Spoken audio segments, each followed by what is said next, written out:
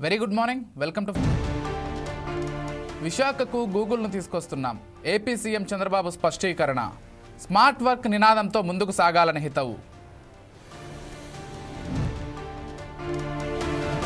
Hyderabad శివార్లో rave party కలకలం. చంద్రారెడ్డి రిసార్ట్పై దాడులు నిర్వహించిన రాచకొండ ఎస్ఓటీ పోలీసులు.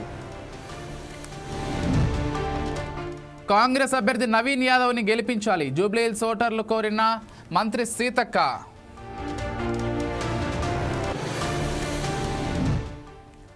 దొంగ ఓట్ల వ్యవహారంపై కోర్టుకు వెళ్తాం, ఈ ఎన్నికల కమిషన్పై నమ్మకం లేదని ఆరోపణ.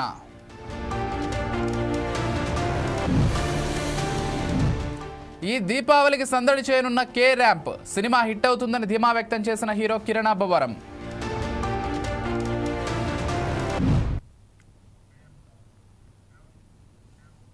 డీటెయిల్స్ చూస్తే జూబ్లీహిల్స్ నియోజకవర్గ ఉప ఎన్నికల్లో బీఆర్ఎస్ పార్టీ అభ్యర్థిగా పోటీ చేస్తున్న మాగంటి సునీత గోపీనాథ్కు పార్టీ అధినేత మాజీ సీఎం కేసీఆర్ బీఫామ్ అందజేశారు. అనంతరం ఎన్నికల ఖర్చు నిమిత్తం పార్టీ తరపున 40 లక్షల రూపాయల చెక్కును అందించారు. ఈ సందర్భంగా దివంగత మాగంటి గోపీనాథ్ కూతుళ్లు, కుమారుడు, మాజీ మంత్రులు సబితా ఇంద్రారెడ్డి, పద్మారావు గౌడ్, అంబర్పేట ఎమ్మెల్యే కాలేరు వెంకటేష్ పార్టీ నాయకులు పాల్గొన్నారు.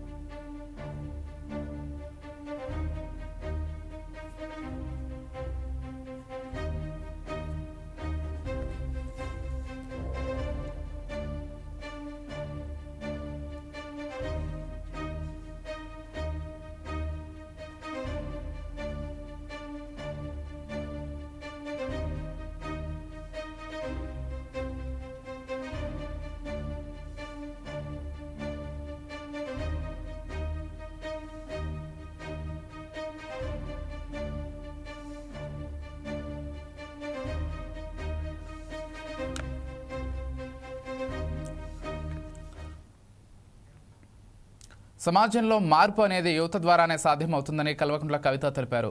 తెలంగాణ జాగృతి యూత్ ఫెడరేషన్ రాష్ట్ర, జిల్లాల నాయకులకు నియామక పత్రాలు రాష్ట్ర అధ్యక్షురాలు కల్వకుంట్ల కవిత అందజేశారు. ఈ సందర్భంగా తెలంగాణ ఉద్యమంలో కానీ, స్వాతంత్ర ఉద్యమంలో కానీ యువతదే కీలక పాత్ర ఉంటుందని, తెలంగాణలో ఒక మంచి సమాజాన్ని నెలకొల్పేందుకు తాము ప్రయత్నిస్తున్నామని కవిత అన్నారు.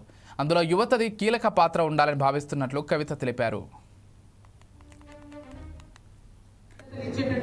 వారికి జిల్లా బాధ్యతలు ఇచ్చేటటువంటి మంచి కార్యక్రమాన్ని ఇక్కడ పెట్టడం జరిగింది.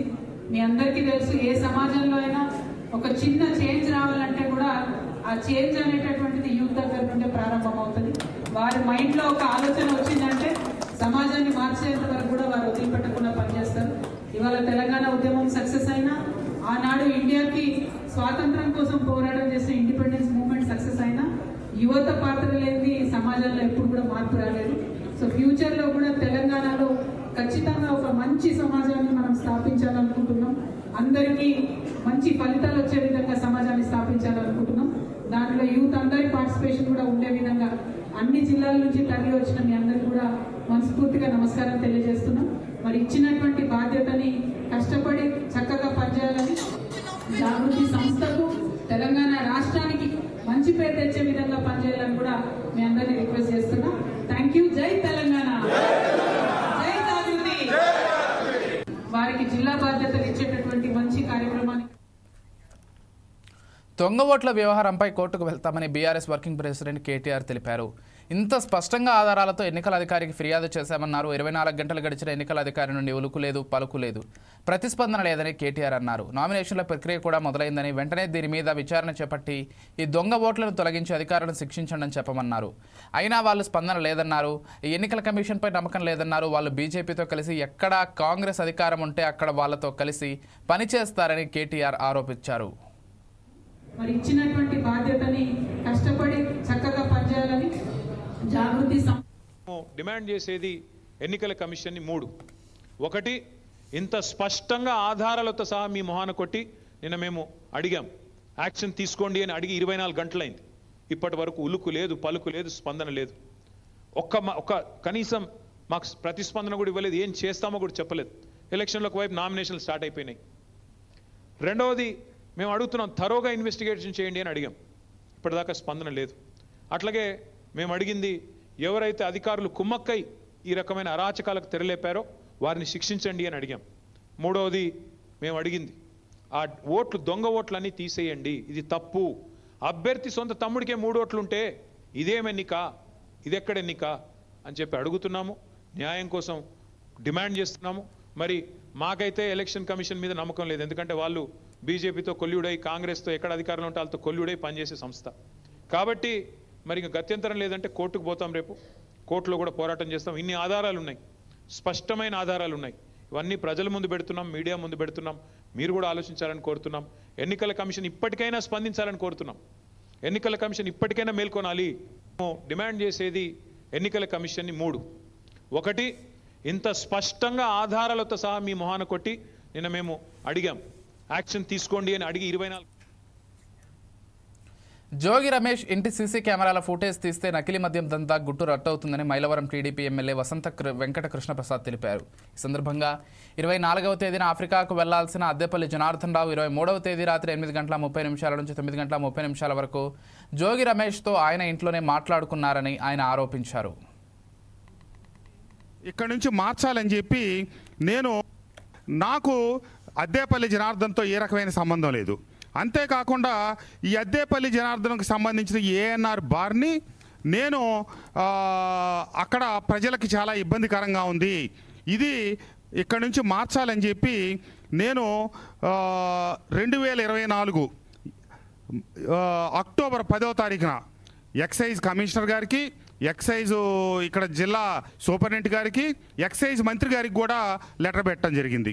మా పార్టీకి కానీ నాకు కానీ లోపాయికారి సంబంధాలు ఉంటే మా పార్టీ వ్యవహారాన్ని అనుసరించి శాసనసభ్యుడిగా నేను నడుచుకుంటా కదా, ఏదైనా ఉండుంటే నేను అతను ఎందుకు అక్కడి నుంచి ఆ బార్ తొలగించాలని చెప్పి ప్రభుత్వానికి నేను లేఖ పెట్టడం జరుగుతుంది. కానీ ఇవన్నీ తెలియని జోగి రమేష్ ఈ దొంగ నాటకం ఆడి అటు రాష్ట్ర ప్రభుత్వాన్ని నన్ను అప్రతిష్ట పాలు చేయాలి, చంద్రబాబు నాయుడు గారి మీద చిలవల పలవలు చేసి మాట్లాడుతూ వచ్చాడు. ఇతను ఇంత చేసి ఈ దుర్మార్గుడు, ఈ దౌర్భాగ్యుడు జోగి రమేష్ చేసిన నాటకం ఏంటంటే 24వ తారీఖు మాకేం చెప్పాడు, అక్కడ లోకల్ మీడియాలో ఏం మాట్లాడాడు, వెళ్ళేటప్పుడు చివరి ఫోన్ చేసింది వసంత కృష్ణప్రసాద్కి అని చెప్పాడు. కానీ జరిగింది ఏంటయ్యా అంటే వాస్తవంలో 23వ తారీఖు 24వ తారీఖు అతను ఆఫ్రికా వెళ్తా ఉన్నాడు. 23వ తారీఖు అద్దేపల్లి జనార్దన్కి కబురు చేసి నువ్వు ఎప్పుడు వెళ్తున్నావు అంటే నేను రేపు బయలుదేరి వెళ్తాను అని చెప్పాడు. అయితే నువ్వు నా దగ్గరకు రా మాట్లాడదామని చెప్పాడు.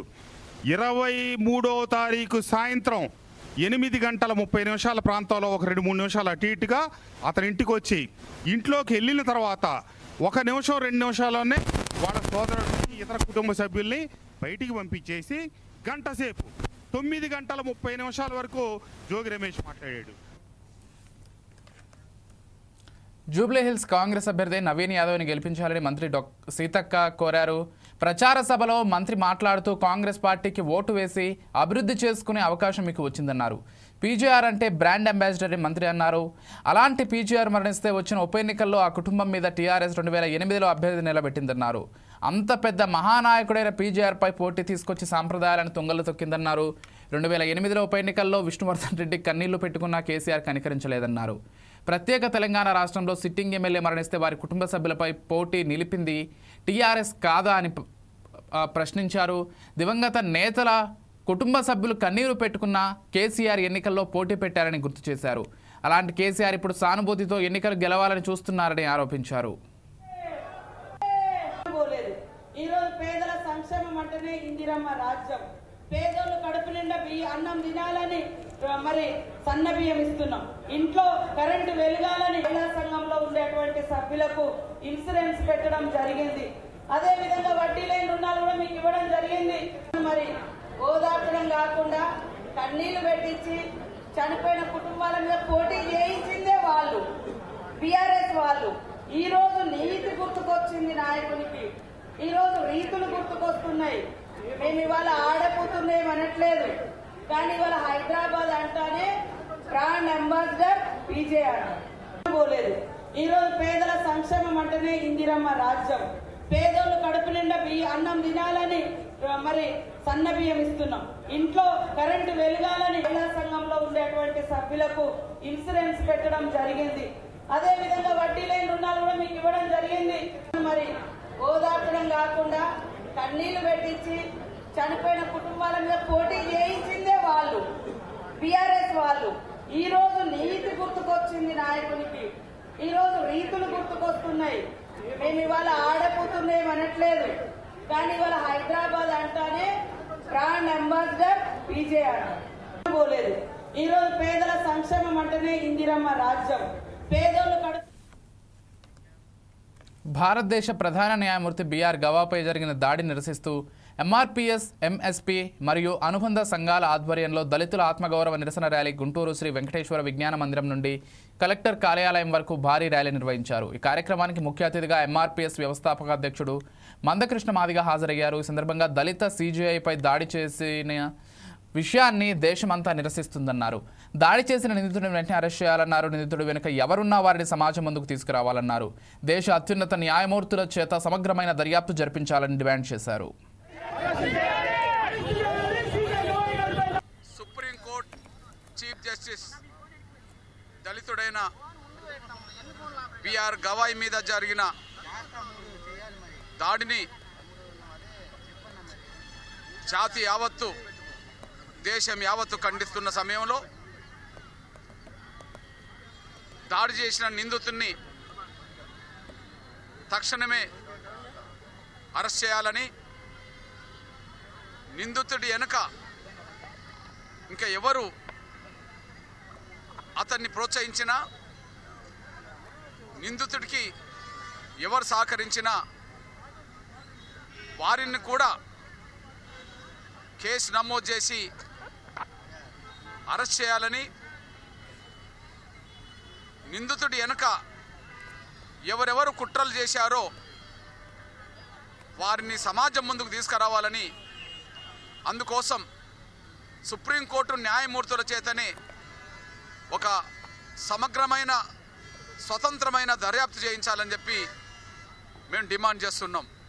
సుప్రీంకోర్టు చీఫ్ జస్టిస్ దళితుడైన బిఆర్ గవాయ్ మీద జరిగిన దాడిని గుంటూరులో బాధితులు పోగొట్టుకున్న 50 లక్షల విలువైన 250 ఫోన్లను పోలీసులు స్వాధీనం చేసుకున్నారు. గుంటూరు పోలీసులు ఇప్పటివరకు సుమారు 6,08,00,000 విలువైన ఫోన్లు రికవరీ చేశారు. ఐటీ కోర్ విభాగంలో ఈ ఫోన్లు రికవరీ చేసినట్లు గుంటూరు ఎస్పీ వకుల్ జిందాల్ తెలిపారు. మొబైల్ పోయిన వెంటనే వాట్సాప్లో డీటెయిల్స్ ఎంటర్ చేసి ఫిర్యాదు చేయాలని సూచించారు. ఈరోజు మన గుంటూరు పోలీస్ తరఫున ప్రజలు ఏదైతే జనం వాళ్ళ మొబైల్ పోగొట్టుకుంటున్నారు, లేకపోతే దొంగతనం జరుగుతున్నాయో దానికి సంబంధించి 250 మొబైల్ ఫోన్స్, ఆల్మోస్ట్ 50 లక్షల విలువ గల ఫోన్స్ ఈరోజు రికవర్ చేసి జనానికి అప్పగించడం జరుగుతుంది. సో గుంటూరు పోలీస్ తరఫున ఎవరు కూడా వాళ్ళ ఫోన్ పోగొట్టుకుంటే, ఏదైనా దొంగతనం అయితే వాళ్ళు ఇమీడియట్గా వాట్సాప్ హెల్ప్ లైన్ నెంబర్ ఒకటి ఉంది మొబైల్ సంబంధించి, దానికి వాట్సాప్ చేయొచ్చు. లేకపోతే సిఈఐఆర్ వెబ్సైట్ ఉంది, సెంట్రల్ ఎక్విప్మెంట్ ఐడెంటిటీ రిజిస్టర్ అని ఒక వెబ్సైట్ ఉంది, సిఈఐఆర్ వెబ్సైట్. దాంట్లో వాళ్ళు పోగొట్టుకున్న మొబైల్ డీటెయిల్స్ ఎంటర్ చేస్తే, ఫోన్ నంబర్, ఐఎంఈఐ బిల్తో సహా అంతా డీటెయిల్ ఎంటర్ చేస్తే, ఎప్పుడైతే ఆ మొబైల్ మళ్ళీ యాక్టివేట్ అవుతుందో అప్పుడు మనకి అలర్ట్ వస్తుంది. తర్వాత పోలీస్ వాళ్ళకి కూడా అలర్ట్ వస్తుంది. అలర్ట్ వచ్చినాక మేము టెక్నికల్ ఇన్ఫర్మేషన్ తోటి ఆ మొబైల్ రికవర్ చేయించి ప్రజలకి ఇప్పించడం జరుగుతూ ఉంటుంది. So it's a continuous process. So ఈరోజు మన గుంటూరు పోలీస్ తరఫున ప్రజలు ఏదైతే జనం వాళ్ళ మొబైల్ పోగొట్టుకుంటున్నారు, లేకపోతే దొంగతనం జరుగుతున్నాయో దానికి సంబంధించి 250 మొబైల్ ఫోన్స్, ఆల్మోస్ట్ 50 లక్షల చంద్రబాబు అధికారంలోకి వచ్చిన తర్వాత సంక్షేమ హాస్టల్స్ విద్యార్థులు అస్వస్థతకు గురై చనిపోతున్నారని మాజీ మంత్రి విడుదల రజని మండిపడ్డారు.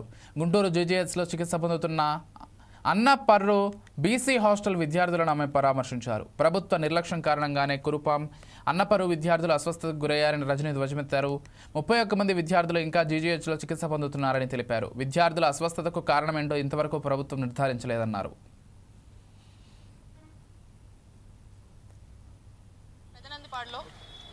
అనపరు గ్రామంలో ఉన్నటువంటి బీసీ వెల్ఫేర్ హాస్పిటల్లో 4 రోజుల క్రితం 65 మంది పిల్లలందరూ కూడా సిక్ అయ్యి వాళ్ళంతా ఏ విధంగా హాస్పిటలైజ్ అయ్యారు మనమంతా కూడా చూస్తూ ఉన్నాం.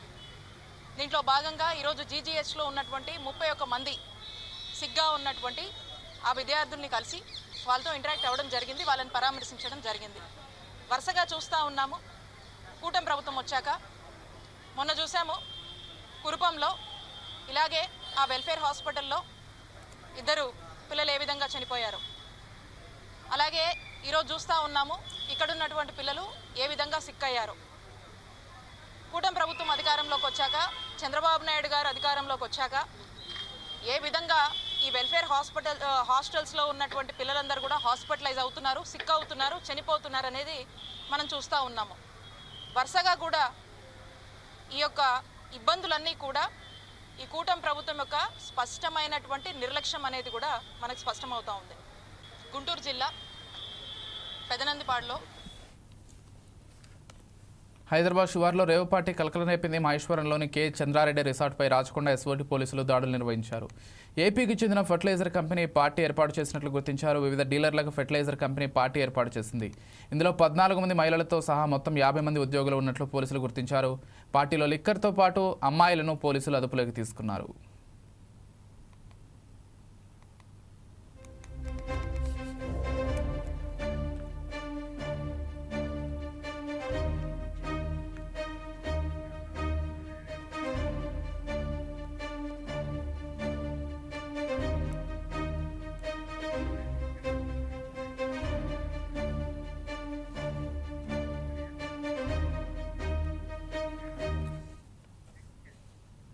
గతంలో హైదరాబాద్లో హైటెక్ సిటీ అభివృద్ధి చేశామని ఏపీ సీఎం చంద్రబాబు తెలిపారు.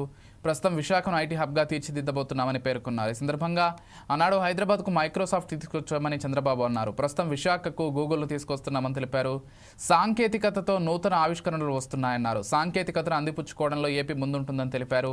Digital connectivity, data centre, AI, real time data కలెక్షన్లు ముఖ్యమైనవని, 2047 నాటికి వికసిత్ భారత్ మనందరి లక్ష్యమని అన్నారు.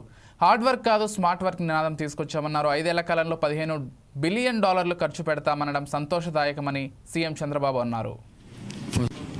Very nice of you for your positive comments on me.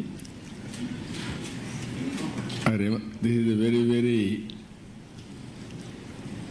auspicious day and also very, very happy day for me, not only for me, for all of us. First of all, I have to thank Honorable Prime Minister.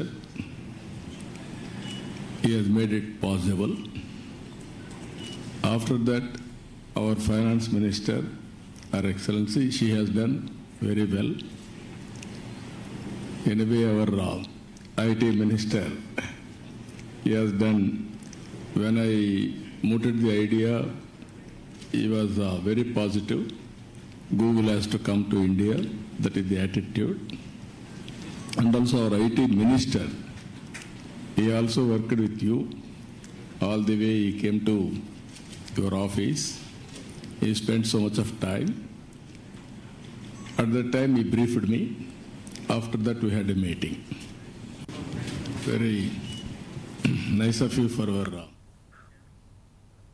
Successful hero Kiran Abbavaram నటిస్తున్న కొత్త cinema K ramp. ఈ సినిమాకు ప్రముఖ నిర్మాణ సంస్థ హాస్య movies, Rudransh celluloid బ్యానర్ల మీద rising producer Rajesh దండా, శివ బొమ్మకు సంయుక్తంగా నిర్మిస్తున్నారు. కే ర్యాంప్ సినిమాకు జైన్స్ నాని దర్శకత్వం వహిస్తున్నారు. ఈ సినిమా దీపావళి పండుగ సందర్భంగా అక్టోబర్ 18న గ్రాండ్ థియేట్రికల్ రిలీజ్కు రాబోతోంది. సినిమా ర్యాంప్ ప్రెస్ మీట్ను విశాఖలోని గ్రీన్ పార్క్ హోటల్లో నిర్వహించారు. ఈ కార్యక్రమంలో కే ర్యాంప్ మూవీని మేమంతా చూసామన్నారు. సినిమా చూస్తూ అన్ని ఏజ్ గ్రూప్స్ వాళ్ళం చాలా ఎంజాయ్ చేశామని హీరో కిరణ్ అబ్బవరం తెలిపారు. సినిమా సక్సెస్ మీద కాన్ఫిడెంట్గా ఉన్నామన్నారు. ఈ దీపావళికి థియేటర్లకు వచ్చే అన్ని వర్గాల ప్రేక్షకులను కే ర్యాంప్ ఎంటర్టైన్ చేస్తుందన్నారు. యూత్ఫుల్ ఎంటర్టైనర్ ఇది. మా టీం అంతా బాగా సపోర్ట్ చేశారని, వారి సపోర్ట్ వల్లే సెట్స్లో ఎంతో కంఫర్ట్గా షూటింగ్ చేశామన్నారు.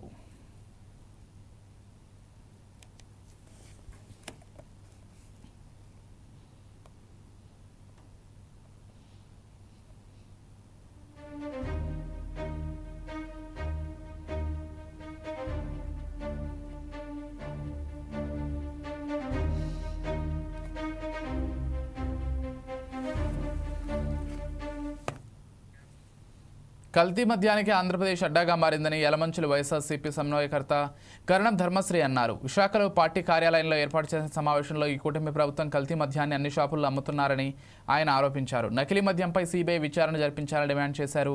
సీబీఐ విచారణ ద్వారా అసలు వాస్తవాలు బయటపడతాయని అన్నారు. కల్తీ మద్యం కేసు కోసమే చంద్రబాబు ఢిల్లీ పర్యటన చేపట్టారని ఎద్దేవా చేశారు. డైవర్షన్ కోసం జోగి రమేష్ పేరు తెరపైకి తెస్తున్నారని, కల్తీ మద్యం నేతలతో స్టైల్గా కూటమి నేతలు ఫోటోలు తీసుకున్నారని గుర్తు చేశారు. వాటాల్లో తేడాలు వల్లనే కల్తీ మద్యం కుంభకోణం బయటపడిందని, ముందుగా అనుకున్న ప్లాన్ ప్రకారమే జోగి రమేష్పై వీడియోలు విడుదల చేయించారని చెప్పారు.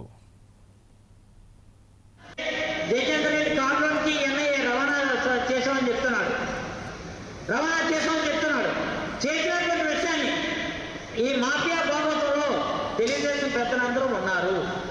అందులో జనార్దన్ రావు అవ్వచ్చు, అలాగే ఇక్కడ ఉన్నటువంటి జయచంద్ర రెడ్డి అవ్వచ్చు, జయచంద్ర రెడ్డి బామ్మర్ది శివారెడ్డి, ఎవరో ఆయన పేరు శివారెడ్డి ఒక ఆయన ఉన్నాడు. అయినా వీళ్ళందరూ కూడా ఇందులో ప్రధాన నిందితులు ఉన్నారు. అందుకనే చెప్తున్నాను, నేను చెప్తాను నిజంగా. కానీ ఒక మాట ఇక్కడ సందర్భంగా మీడియా సోదరులు కూడా గమనించాలి.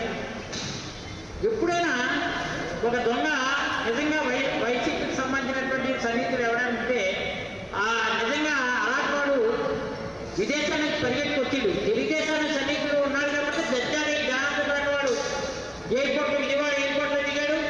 ఎయిర్పోర్ట్లో జడ్జాలి ఒక మంత్రి హోదాలో నడిచినట్టు నడిచాడు. అంటే నా వెనకాల బడాబాబు అయినటువంటి చంద్రబాబు ఉన్నాడు, ఆ పక్కన ఉన్నటువంటి చంద్రబాబు ఉన్నాడు. వీళ్ళందరూ కూడా నాకు అండగా దండగా ఉన్నారు కాబట్టి నాకు ఏం భయం లేదని జడ్జాగా నడిపించాడు. జయచంద్ర రెడ్డి కారులోంచి ఎన్ఐఏ రవాణా చేసామని చెప్తున్నాడు. చేసినటువంటి విషయాన్ని ఈ మాఫియా భాగవతంలో తెలుగుదేశం పెద్దలందరూ ఉన్నారు. అందులో జనార్దన్ రావు అవ్వచ్చు, అలాగే ఇక్కడ ఉన్నటువంటి జయచంద్ర రెడ్డి అవ్వచ్చు, జయచంద్ర రెడ్డి బామ్మర్ది శివారెడ్డి, ఎవరో ఆయన పేరు శివారెడ్డి ఒక ఆయన ఉన్నాడు. అయినా వీళ్ళందరూ కూడా ఇందులో ప్రధాన నిందితులు ఉన్నారు. అందుకనే చెప్తున్నాను. ఇవి bulletin updates. Keep watching 4 Sides TV.